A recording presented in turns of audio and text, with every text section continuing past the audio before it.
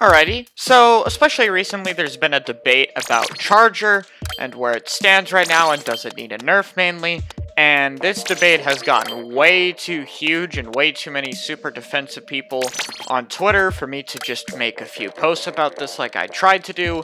So with my commentary issue recently fixed, I figured I'd put the rest of my videos on hold and real quick cover the actual Charger topic and what actually is going on, rather than all the misconception that's been going on. So, real quick, let's hop in the testing range, and I'll cover it very fast.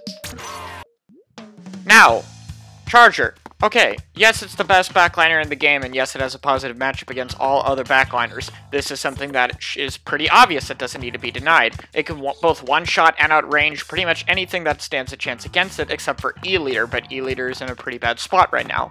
Is this a bad thing? Not really. It barely has a positive matchup over most things. Some things like Exploiter and Sidra could be argued to be 55-45 Charger's favor, which is completely reasonable considering Charger needs to one-shot. Here's what's the problem. Charger's painting power is a bit ridiculous. That is the only thing people are attacking, because people in Japan and people in the West now are starting to run charge-up abuse builds and farm Ray with Charger while they play. This took about 7 shots to get a 200 point for Special Stingray. That's like what? 1, 2, 3, 4, 5, 6, 7. 7 shots. No charge up, no nothing. And I can get a Stingray. This thing literally gets Ray faster than Heavy, and there's plenty of top-level matches where it outpaints things like H-Shriek, which are being ran to deal with Stingray. Because Stingray is still the most powerful special in the game, super abusive, and there's very little counterplay. If you're playing one of the other backliners going against a Charger and you get Rayed, you have to jump out. Most people have to jump out if they get Stingrayed, but especially slower backliner weapons have to suffer from this. So, what is the solution? Well, does anyone remember the double heavy meta of like 2.2.0? All they did was increase the points for special a bit.